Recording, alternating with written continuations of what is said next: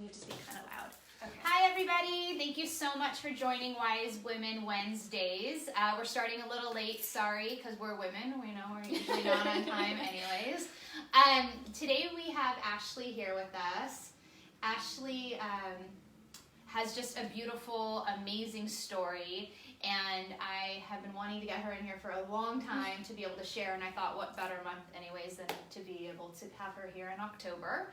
And Ashley delivered here at Pure Births, but the point of us having her here today to be able to share her story with you and her journey is just because it's so impactful and it's so beautiful, and I really hope that she can inspire other women to seek more choices and opportunity, informed consent, knowledge, education, even if they are faced in these type of situations during pregnancy. I'm a huge advocate for not labeling women with a particular illness unless it's absolutely positively the only way. And I think you'll understand a little bit more about that as we start to share Ashley's story and how we ended up getting connected. Yeah. Pretty far through your pregnancy. Yeah, I was first again. Yeah, really, right? Yeah. I don't know how far along you were. I think I was 30s. like 35 or 36. Yeah, it was maybe. pretty late Yeah, into the really pregnancy. So, Ashley was diagnosed with breast cancer, yeah, right? Yeah, so I'll tell you, it kind of like started out, it was like at the same time. So I found out I was pregnant. Well, so first I found a lump in my right breast, and then I kind of waited on it a little bit and finally told my mom, because I have medi-cal, so I didn't know like who to go see or anything like that, and anybody that I trusted. So my mom was like, go see my doctor, but go to Planned Parenthood, get a pap smear first, and like get it out of the way.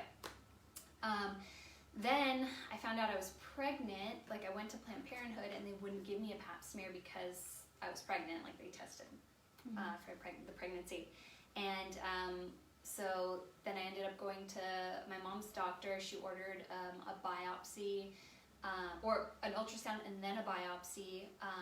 So that was a whole process. And I found out I was pregnant, and then I got diagnosed around October. It was in October, so it was like a year ago.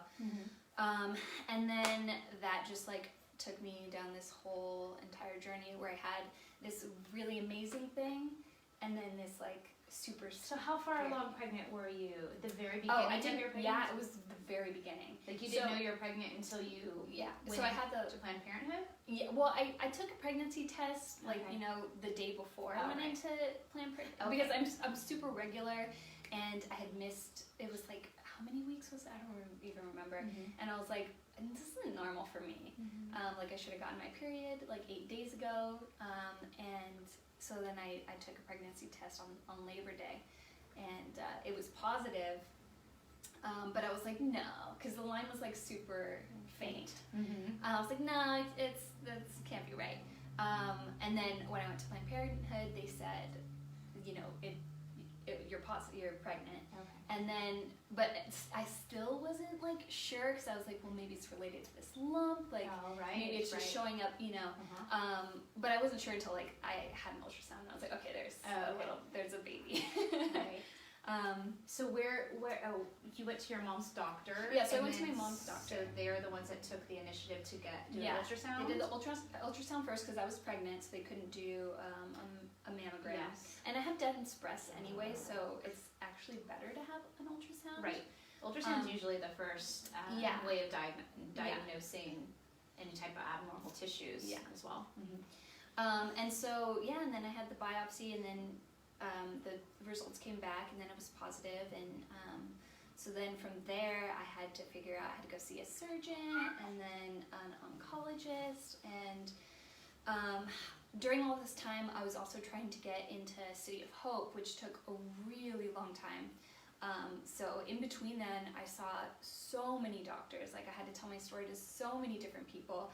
I saw an OBGYN who I had a rough experience with a nurse, and and then I went to this whole like USC medical thing that they wanted it to be like kind of all in one, where I would have the baby and like, you know, the surgery and all of that, and that was like kind of like going to prison. So the diagnosis right away was what? Okay, so you have, they're like, okay, so you have breast cancer. We don't know a lot about it. We won't know until we take it out.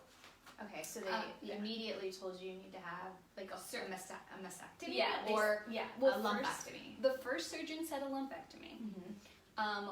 When I got into, and he wanted to do it like the next day.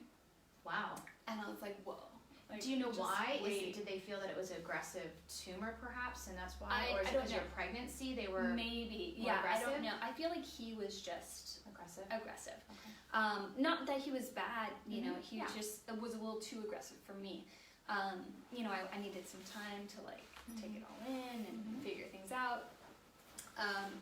And I forgot what I was gonna say. Just the process. So the mastectomy, and then were you going in for a lumpectomy or the mastectomy? And and so he's like the next day. But how long did you wait to go in for that procedure? Okay, so then, I waited until I got to City of Hope because I was like, I need a surgeon that is. So you waited for them to change your healthcare? Yes, which took a long time. Because it was medi-cal. October, and my surgery was in December.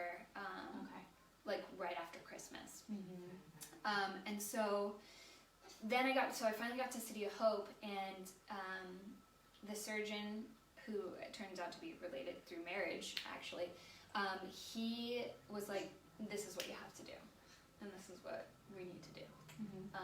And so it took a while for them to like schedule everything, and and then I went in for the first surgery. I had 2 surgeries while I was pregnant.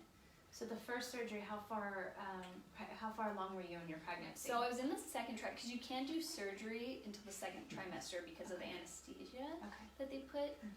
So what did they talk to you about risks, out of curiosity, knowing that you're pregnant, you're going under full anesthesia for a procedure? Yeah. Did they discuss, and I don't know this is why I'm asking, did they discuss the risks? Were there risks? Did they say, well, you have a possibility of this happening, losing the pregnancy, or did they just maybe risk you out saying, or give you informed consent stating that, you know, that this medication is going to get to the baby, but, you know, the risks, you know, don't outweigh the positive, you know, sides of having this procedure done? They said it was completely safe during the second trimester, because the first trimester you could lose the baby. And that's why they don't do surgeries in the first trimester unless, like, I think they have to. Unless you get into, I'm sure, a car accident or, you know, something like that happens. But were you scared knowing you were going to go under anesthesia during? Definitely. I mean, I was scared for the whole process. Were you scared for the baby? Or more scared for your well-being? No, I don't think I was. I think I was a little more scared for the baby, but I also trusted the doctors. Right. And that's important. And the team. Yeah, I had a perinatologist also that I was seeing, who I loved. And he talked to them, and they were in communication of like what medications and what anesthesia and like everything that would be the best for everything. Right. And so you came out of that procedure, and what happened thereafter? So you said you had to go into another one. So I had an infection, and from the procedure. So I had drains in, and so it caused an infection, and then she's like, I'll tell this story. Can you tell it for me? I was there too, Mom. So, I mean, my thoughts on the anesthesia was just like, you know, I'm being put to sleep, so I'm sure, I feel like the baby is probably being put to sleep too. Okay. All right. I mean? Yeah. I wasn't too concerned. Also, I eat super healthy, so I feel like that, like, So, you're vegan? For the most part. I'm plant-based. I eat mostly vegetables, but every now, like, I'm not like, oh, I can't eat that. Like, I can't have that cheese. You are so healthy. Yeah, I'm super healthy. And so, and I know that helped you get through this, and your diet just is phenomenal. Yeah. So you went through the mastectomy, you came out on the other side, and I know, you know, you took care of yourself. and you're so wise and in tune with your body. I knew that from the moment I met you. I was like, oh, she's just got this handled. But what were they suggesting? Were they suggesting radiation or chemo? No, or is it kind of like no, and I told them, I was like, I'm not doing anything. Did they recommend it? No. Okay, I wasn't sure how that works. They didn't. They felt like they got everything. They removed everything that could be harmful. Yes, and so with my oncologist, I had a meeting. I love him so much. You can shout out his name if you love him. It's Dr. Foreman. Dr. Foreman, and he's at City of Hope. Yeah, and I saw one of his associates 2 weeks ago, I think, and he was like, "How did you get to see him? He didn't see anybody." Oh wow, like, that's special. Yeah. That's great. Yeah, he's amazing. But I had a conversation with him, and I told him, my thoughts and everything, and he said, "Okay, we'll wait till the baby's born, and then we'll figure it out. We'll see what's happening. We'll see what's happening." And so that was the end of the chemo radiation. Right. So when you reached out to me, I think you had a little birdie in your ear say, there's other options for you. I know at that point you had already been labeled high risk. Yeah. There was all these interventions being thrown at you about what your delivery should look like and how this is a medical birth. This is going to be a medical birth. Yeah. They wanted to keep me in the system. Yeah. What made you decide that you wanted to seek another avenue for your birth?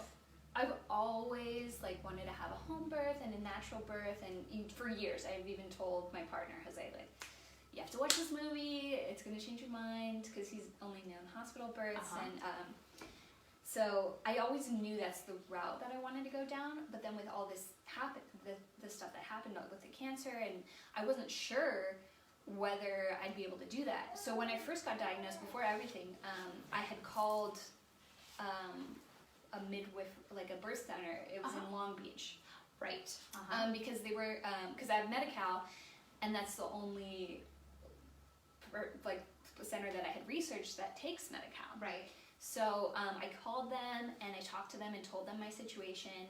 I said, this was before the surgeries, and they said, we'll have to call you back and, just make sure we're going to talk to our head midwife. Okay. They called me back, they're like, yeah, it's fine. It's fine if you want to come out here and do that stuff. And but then I got lost in the hole of trying to get to City of Hope and change my plan 3 different times. Right. It was a whole mess. In Long Beach. Yeah, so and in Long Beach. Yeah, but it was so worth it to me. It is. Yeah. It is to be able to have midwifery care, or possible water birth, whatever vision you had. It was a possibility. Yeah. It became a possibility. Yeah. And then you met... Okay, so then I told my friend what was going on. This was after my surgery. And she was like, you need to have a doula at least. I'm gonna get you a doula. And I was like, okay. So she reached out to her friend who is, I think she's a doula in the OC or a midwife, I can't remember. And she got a response from Emily, and Emily was willing to waive her fees, and she's an incredible person, and you two just collided, connected, everything just fell into place. Yeah, and it's funny because Emily actually reminds me of my friend who recommended her. And so so I found Emily, and then she was the one who was she came and met me and Jose, and she wanted to know what I wanted, and I told her, and I was telling her about all the trouble that I was having with the OBGYNs and everything that was going on with that whole medical side of things, and she gave me your name and a name of somebody else. I forgot her name was Susan, the one you went to school with. Sue Turner? Sue Turner. I think maybe that's what it was. She was a little closer to me. She's in Calabasas. Oh, I don't forget. Know. Okay, I don't know in Calabasas. Yeah, I'm not sure which midwife. She doesn't have a birth center. She does home birth. Yeah, she does home birth. Okay.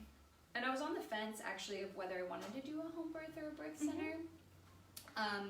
just because my family is not really used to home births. Right. And You're the first one who was birthed out of the hospital. Oh yeah. Right? Yeah. Well, in this small part of your lineage, I'm sure, going back. I'm sure everybody birthed at home back then. Right, No, my grandma had a twilight birth with all 4 of her kids. Oh my gosh, I know. That generation, they all did. Yeah. So actually, except with my mom. Your mom. Maybe it was too late because my mom's the 3rd daughter. Yeah. It might have been too late. Fast. Yeah. It was you have to too feel fast. this movie. Yeah. You're gonna have to be a part of this one. So I know that Emily gave you some resources for midwives. I know that you called me. I actually remember where I was at. I don't remember why I was driving down onto the west side on the 405, and I remember talking to you and hearing your story, and I was like, wow.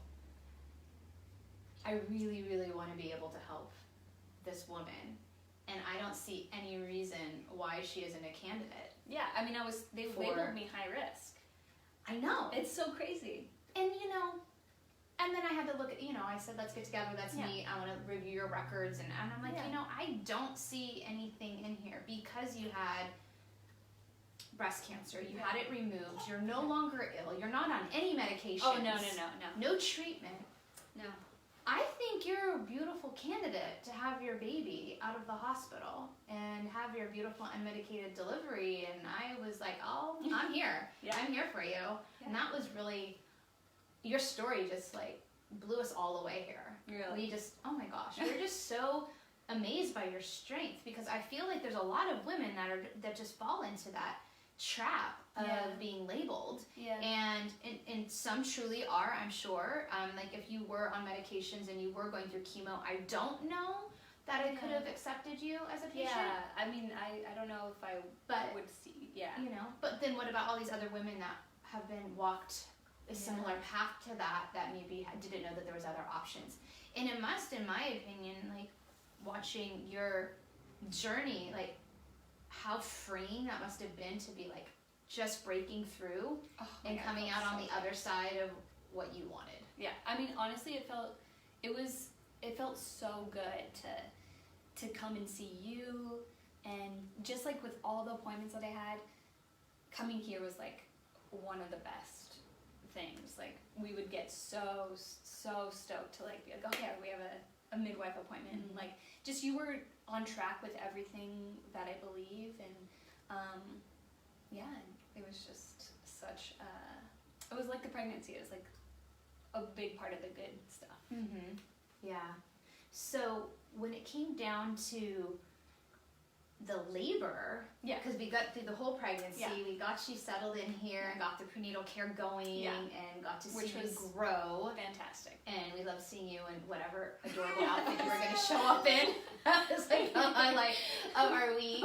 And you were just such a blessing to come in, I think, and see your radiant light, and you just never seemed, I don't know if you internalize it or if you were just that amazing of a person, that you never showed any glimpse of being scared or troubled or inconvenienced. You kind of just told the story how you tell it now. Like, this is just what happened. But you never came in with like a victim mentality or an energy of, oh, woe is me and this is happening, and I hope everything goes well. You just came in here so fresh and just like ready to conquer the day. And whatever's gonna come your way. And is that how you always were growing up, or do you think this experience was like life changing for you during the pregnancy of? It was definitely definitely life changing.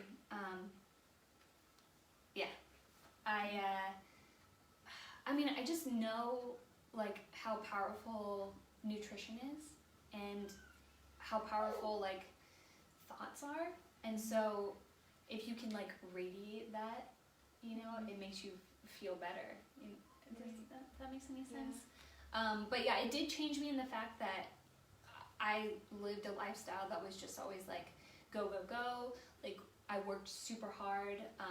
I would stay up like all hours of the night, which isn't healthy, but telling a midwife. Yeah, I know it's not healthy, but it was just all the time, because I'm an artist and a musician, and working on projects, you can get lost, and it's fun and it's hard, but it's just not healthy to do. So do you think that finding out that you had breast cancer was the universe waking you up? Telling me to slow down. To slow down. Focus. Yeah, focus on, you know, eating super healthy. Focus on just like letting things go. Focus on just be more in the moment than figuring out like, okay, because, you know, I'd have to hustle all the time. Like, okay, how am I going to, you know, what job am I going to go from here to there? And, you know, like, it was just like a lot. But this, like, even with, you know, the baby, she's made me just like be in the moment and just. Are you a believer in that disease, illnesses appear in our bodies as a sign? Yes. Like kind of what I just asked you, but Yeah. do you really believe that? Yes. Because I do. I do. And I believe that they present themselves in a physical because of whatever emotionally is going on inside. Yeah. It just needs to release, and it needs to present in some way for us to wake up and say hello. Yeah. And then start taking control of our day to day. Yeah, I agree. 100%. Right? Yeah. And some people don't like that thought process. They're like, "What? So you're saying I deserve this?" You know? No, it's not and that. it's not a deserving. No. I think it's a wake Well, up call. disease. It's Right. when your body is not at ease, and so it's, you know, disease. Disease. So, you know, you're not in alignment, not connected, and it shifted you. Yeah, totally. Big time, right? Yeah, so talk to me about the juicing that you did, because we spoke about it, and I know about it. I guess share with everybody else about what your juicing regimen looked like, and where you got that information. And we'll talk about the birth soon, but where you came up with like the recipes and how to integrate that new lifestyle of nutrition and eating. Yeah. Where did it come from? Okay, so I want to say it started about 6 years ago. I lost my grandfather to lung cancer. He had stage 4 lung cancer. He smoked up until he was 40, and then I stopped him from smoking because I walked around with a pen in my mouth. I was the first grandchild. And he was like, "That's it, I'm done." She's mimicking me. Mm-hmm. But then it showed up, you know, towards the end of his life. He was like the fittest, like healthiest guy, and did not act his age at all until about the last year of his life. When he had back pain, they discovered it was stage 4 lung cancer. Wow. He did chemotherapy, and I just saw him as soon as he started. I feel like that's what killed him. Right. I mean, I know it was his choice. He was in a lot of pain, and I really feel like that's what killed him, not necessarily the cancer that he had. And since then, I had been researching, and I found the Gerson therapy, and just researching about nutrition and all this stuff, and that's where I got the recipes, was from the Gerson therapy. I mean, they do an insane amount of juicing. I was only doing 3 juices a day. I think they do 8 juices a day. So I would do, in the morning, I would do a green juice, which consists of a ton of lettuces: romaine, red lettuce, red chard and green chard, a green apple, cabbage, endives, escarole, and green bell pepper, a third of a green bell pepper. So I do that in the morning, and then carrot juice, which was just carrots and a green apple, in the afternoon, and then at night do another green juice. Okay. I started off with this one juicer. I think it was an omega juicer. It was tough to do because we were going to the market like every other day, right? Because it wastes a lot of fiber. Like, you don't get as much juice out of the fiber. So then we switched to a Norwalk juicer, which is super expensive, but totally worth it. There's your plug, Norwalk juicer. Yeah. It's amazing. And we don't have that one. I'm gonna look into that one because I feel like there's so much waste out of our juicer that I was like, oh, I feel so bad. Yeah, no, we were shocked at how much juice it makes. I mean, you only need 3 or 4 carrots, where we were using like 10. Oh, okay. So Yeah, and you then started that like started that. Oh, almost immediately before I was even diagnosed. Before you were diagnosed. Yeah. I didn't get the Norwalk juicer until I want to say like November. Like November-ish, like beginning of November. All right. Yeah. And then you juiced the whole way. Oh yeah. Through the illness, through the pregnancy. And I didn't have any like pregnancy symptoms. You would ask me all the time. I know. I'm like, no. Like even up until you swollen felt feet. A little bit, at the very end. That was it. Yeah.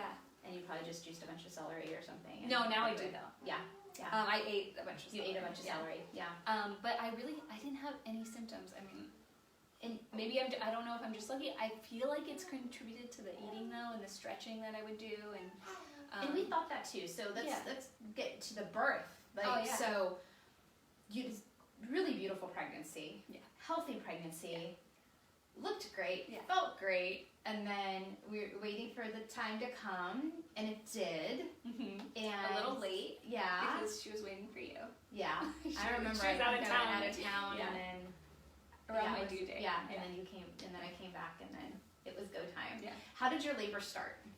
Okay, so I wasn't sure I was in labor because I had a little bit stronger contractions the week before. Mm-hmm. But then I went to the bathroom and I saw some blood, and I was like, oh, okay, I think this is really it. And then so I called you, and it was Mother's Day, and I know you have three daughters. Yeah. And I was like, hi, I think I'm in labor. Sorry. And she's like, I knew it. I knew you were gonna. I knew Mother's Day. I remember we talked about that. I'm like, Mother's Day. You're gonna have your baby on Mother's Day, and there's nowhere better than to be than supporting your mother during Mother's Day. It was great. So my labor started. I called Emily, and she's like, okay, just make sure you eat and drink. I think you told me the same thing. And I ate and drank. I remember calling my mom to get the dogs because I didn't want to deal with them while I was having contractions and stuff. And then I got into the tub. At home? At home. Okay. I got into the tub at home, and it helped out so much.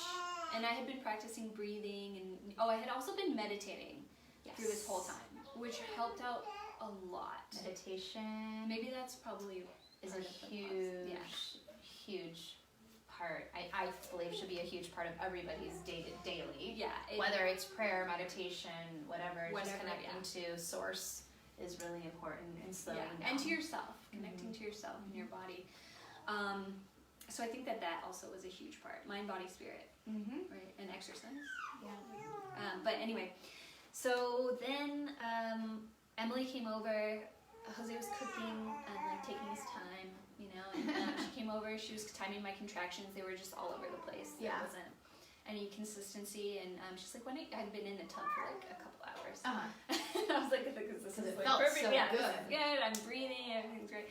So then she was like, why don't you try getting out of the tub and see if anything like kind of picks up? And I had been drinking a ton, like chugging water, but I didn't feel like I had to pee, which was really weird. I felt like it was really weird. And then as soon as I got up, I was like, I feel like I have to pee. Right. So then I went to the toilet, and my water broke in the toilet, and then there was a little meconium in it. And so Emily called you, and you're like, all right, come on in. Come on in. Let's see how things are going, how the baby's doing. Yeah. So whenever there's meconium, we always want to assess baby and make sure that baby's doing well. Meconium doesn't necessarily mean it's an emergency, but it can mean that the baby's not doing well or is in distress. So I was immediate, okay, I'll meet you at the birth center now. Just check on baby. Yeah.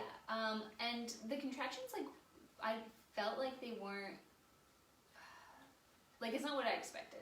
They weren't as painful, I want to say. Lucky you. Yeah, it was. Maybe it was the water, though, because as soon as I got out of the water, they started to more intense, right? More intense, The water is great. It really does help ease the discomfort. Yeah, so then Jose's rushing around, and because Emily's like, all right, we gotta go. And then, so we get everything together, and she's helping me get dressed, and he pulls the car around, and then as soon as I get in the car, Emily was like, do you feel like you have to push? And I was like, yeah, I kind of do. She's like, don't push, because we don't know how dilated you are, and we don't want to put any unnecessary pressure on your cervix. And I was like, okay. That was probably one of the hardest things of the whole experience. Was just like my body felt like it wanted to push, but I had to like will it not to. Right. So, and also try to relax everything and just breathe through. So that was tough, and that was in the car. And anytime I had a blindfold on, but anytime he would accelerate. And I was having a contraction. It was like hard not to like tense up, and I think he had the air on, and I was eating these like frozen peach slices, but shaking. And I was like, "You need to turn off the air." And he's like, "I can't breathe." I was like, "I don't care. I can't relax my body." And so we got to the birth center. I think my dad and my stepmom were here, and you're like, "Hi." And I was like, "Hi." You're like, "Let's check you out," and you're like, "All right, you're ready to go." I thought we were going to be here for hours. You got here and you were completely dilated. I couldn't believe it. He couldn't either. He was like, "What?" We couldn't either. And it was just like, wow. And I remember, like, if you want to have a water break, let's get you in the water, right? Yeah. So then what do you remember? So I remember you filling up the tub. I remember you had a new student midwife. Like, I didn't know her. And she came in, I think, like, while I was in the tub, maybe. I don't remember who. It wasn't Jordan. No, it was like, she's in there. The young one. Oh, Adriana. Yes. She was just newly with us. Yeah. Yes, I think. Yeah. I think your birth was the first she had ever witnessed because she was brand new. Yeah. Okay. Yeah. And I remember Jordan like testing the water, and then every time I would have a contraction, she would come and put the Doppler. Yeah. And then I remember that being like when she would put it there, it'd be like a little bit more intense, like the contraction. And then I just remember you guys just like sitting here and just telling me to breathe. And towards the end, like all the breathing practice I had done before kind of just goes out the window because you want to like pant almost. Yeah. You become very primal, right? Yeah, it's and like you want lots of noises can come out of you, and it's a release of the energy in another way. Oh yeah, like when you're pushing out, you just the vocalization really helps. Yes. But Jose was behind me in the tub, and I remember I had told him about the breathing exercises and relaxing your body, and just he would remind me of that, and then my body would just mimic his in a way. Yeah. Like how beautiful is that though? Right? That you can lay in a tub birthing your baby with your man right behind you. Yeah. You can feel his body against yours, and he can feel your body birthing and moving and pushing. And he's a part of that process. Yeah, it was really comforting for me. I mean, I'm sure there's some women who are like, "Don't touch me," like, but no, it was super comforting, and I felt like very safe, and I felt safe here in this space, and it was. And then she came out an hour and a half later. And took you from maybe an hour and a half for you to push her and let her help her navigate. And she came out in the water. Yeah. She says, "I'm here, arm first. Yeah. I'm number one." And then her body came out right after her, and she went straight up on you. Yeah. And you completed that cycle of not being high risk. Yeah. And doing things your way, right? So how did you feel after that? I mean, honestly, as soon as, she comes out, the contractions just stop, and it's just like, it's amazing. Yeah. It's kind of like, it's like better than relief. It's just like, it's relief, excitement, like just holding her. I don't know how to describe it. I don't know if there's words. I know, right? I don't know. So many words and so many feelings. And she's beautifully perfect, healthy. Yeah. And why wouldn't you have been able to do that? You tell me. Yeah. I don't know. So, and then how was your postpartum period? That was probably the worst part of pregnancy for me. For you, right? Yeah, I just think you're bleeding, and like, I had some tearing, and so like I have to recover from that, and it's just not comfortable. Yeah. It's just, that's a good way, it's just uncomfortable. Because you had such a really easy pregnancy, so the postpartum made you have to slow down Oh yeah. and stay in bed. Oh yeah. Which is kind of good. It is very good, but it's hard for those women that Or just like are doers. Yeah. Yeah. Right? And but you had so much help and so much family. I remember coming over to see you the next day, and you know, your home was just full of the grandmas and them juicing for you. Oh yeah. And it was just so beautiful to see that. And they were all here too. Yeah. And it was really It was a great Mother's Day. It was fabulous. I know, and you'll always remember that. Yeah. You were born on Mother's Day. Yeah. And then it also, you know, allowed for all the women in your family and men, your whole family, to see a different birth experience. Yes. And, you know, hopefully change some perspectives of what the options are out there. That out of hospital birth isn't dangerous. No. Right? Yeah. If you're in the right hands and you're low risk. That was definitely one of the biggest concerns of my family was just, and I was like, there's a hospital a minute away. We can walk there. Mm-hmm. So that was like the selling point was like, there's a hospital a minute away. Right. It's okay. If you I have to needed go, then I have to go. It's not a big deal. Right. I've been through way worse. Yeah. So, So here you are now. You're a mama. Yeah. All back out of that postpartum period. Oh, yeah. Which you bounced back really quickly. You really did. It's the And juicing. And it's the the juicing. eating and, It's a healthy mindset. Yeah. What advice would you have for women that are possibly going through what you went through, whether they're pregnant at the time, because I don't know how common that is, and it may be because the hormones start to... That's why I went, because it got bigger. Gross. Yeah, and it's estrogen positive. Mine, Mm-hmm. I haven't, so advice. I mean, I feel like, honestly, we're living in a super toxic world, and there's more and more cases of younger people getting cancer and having cancer. I mean, I know like 5 that, you know, I can name right now. Friends of yours or people you know? So, one person, yes, one family member, one somebody that I know through social media, another person that I know through my mom, and another person that I know through social media as well. But it's becoming super common in younger people. It's honestly just because of the world that we live in, and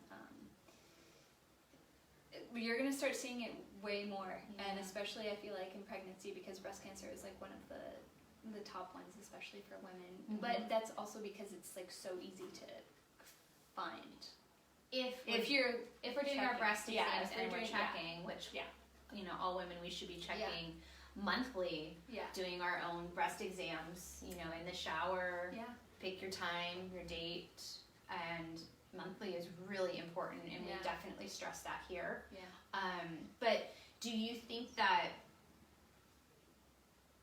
I know there's like environmental factors, but what about the whole deodorant debate? Were you a user of regular deodorant? I was, before of that course. had the aluminum. Of course, when I was a teenager, Right. yes, yes. Do you believe in that link and the studies that? I'm sure. Well, I believe in the whole link of anything chemical that's going into your body is not good for it, and if our bodies can't, I mean, they can fight off a certain amount of toxins, and that's what our bodies are designed to do, is, you know, help us and heal us. And it just gets to a point where, you know, I feel like for me, honestly, it was because I was overworked, and also because I was a painter, and I would paint with oil paint without gloves and get oil paint on my hands all the time. And like, I feel like for 2 years straight, it was just seeping in, and I wouldn't get enough sleep, and over time it just builds up, and that was a huge contributor and why, I think. But you know, who knows? It's just a chemical world, and you know, we have to do everything, and that's why eating clean and eating plant-based is super important, because those nutrients and stuff help fight off toxins and get them out of your system. that's just my experience and my opinion. But and it's evidence-based. You know, we have anybody that is ill with any type of disease or illness, if you put them on a plant-based diet, all those symptoms seem to slowly disappear. And if we look at their blood work, all of a sudden, look at how healthy they are. So we do know that there is a way. Yeah. Is whether or not we're willing to adapt to that lifestyle, because it's not so hard. Is it convenient? It's really not. We think it's really hard. Yeah. But we're lazy and we're a fast food generation, and it's all about convenience and processed foods and chemicals, and it's a fast fix. Don't get me wrong. I mean, making your food 3 times a day and making juices 3 times a day. It's like a full-time job. I know. It really is, and it's tough, and so I get it. And we don't live in that kind of world where we can just focus on that. But anyway, so advice to those young women out there that they don't have breast cancer, they haven't had children yet, is eat healthy. Eat healthy, eat well, exercise, meditate, and I think that whether you have it or not, and it helps with the breast, the pregnancy and everything. And so, do you look at this as the past now? Are you in that mindset out of curiosity, or do you stay in this I know? Well, I'm trying PTSD. Huh? I have PTSD from being diagnosed, and I'll always be so worried, and who knows if it I have any cancer left. I haven't had any scans, but I'm seeing a oncologist who I love, Dr. Foreman. But and so the plan right now for me is, he's going to see me once a month or every other month. And what does he do? Blood work? He checked last time I saw him, he checked me, and I had an ultrasound. I think I have another one scheduled for the other breast, which I don't think that, I have any cancer, but who knows? And I just, I'm sorry, it's a little She's in there talking it up. She's like, I want to be a part of the conversation. I know, sorry. You can bring her over. Yeah, you can bring her. Let Ash hold her. Okay. Ooh, Miss Here you go, sweetie. Hi, Miss Ivy. Show everybody how beautiful you are. Point over here. I love you. I love you. You were born in this room. Yes, you were. Look at that light. Over in that tub over there.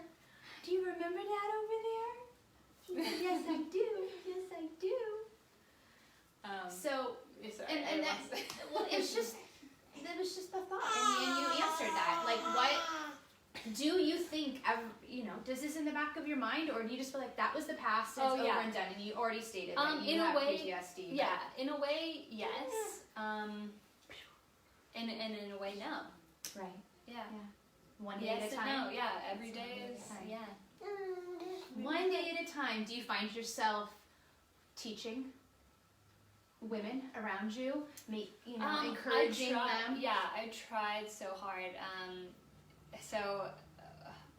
My sisters-in-law both had babies, and just shortly after her, and they were very inspired by me breastfeeding, and because they don't know that way. And I can't believe I didn't even spend time on that. I know, it's this amazing woman over here solely breastfed like a champ. Still doing it. Still going. Still going. And there's rules to prove it. There's some rules here to prove it.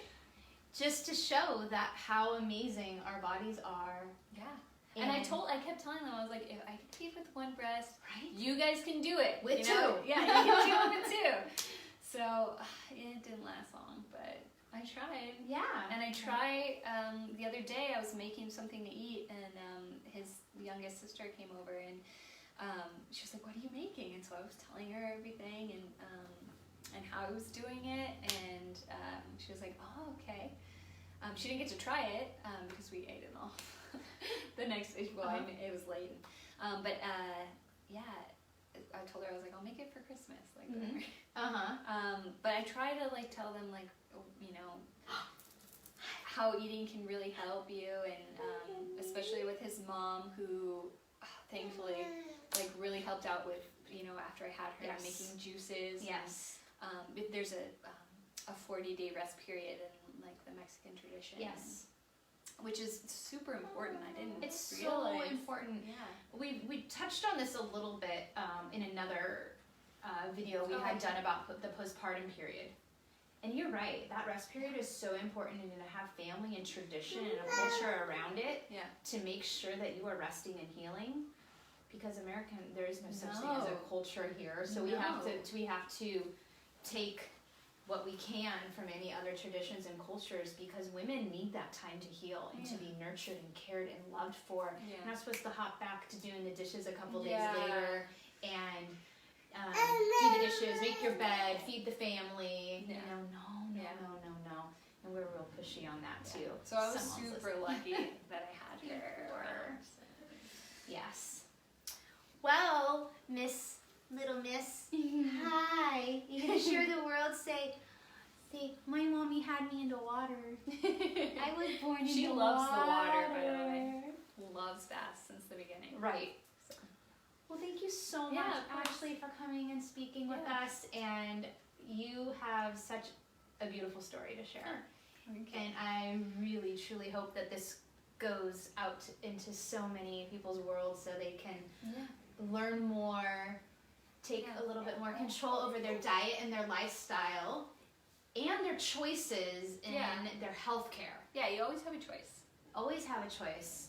Not to feel stuck, that there's always someone out there willing to support you and listen, and sometimes you have to take those extra steps and put those feelers out there and put that energy out for maybe those right people to come into your life. Yeah. Right? Yeah. Say yes. All right. Well, thank you guys all so much for listening, and we'll see you at our next Wise Women Wednesdays. And if you want to follow Ashley, she can share her Instagram account with you, because she is super interesting to watch. I mean, honestly, I haven't talked about it on social media at all. You can follow me, of course, and ask me whatever. I mean, I'm super open about it in person. I don't know. I just felt like, I don't know why I didn't really share about it, like when I was going through it. I think it was maybe because I had so many, like my friends and my family and stuff. Like some friends don't even know about the whole experience that I went through. But it was just too much to try to manage other people's feelings about like what I was going through. I hear you. So, but yeah, if you can totally reach out to me. I'm very open about talking about things in person, and if you want to directly talk to me, but I just haven't openly shared it. Yeah, and we'll just follow her because she's super cute. Okay, you can follow me. And she's got really great outfits and really great posts with this little one. Yeah, it's mostly that about are her just now. adorable. Yeah. It's so my Instagram is Lemeleon. It's Lemeleon. And we'll put it in there as well. And thank you for being such a blessing. You're welcome. And such an inspiration to many. Yeah, no, thank you for everything that you do. We love you. We love you guys so much. Do you love them too? She sees this. Look at, she sees your phone. You want to help me push the stop button? Yeah, have her Come on. push it. Come help me push the stop button. Let's go here.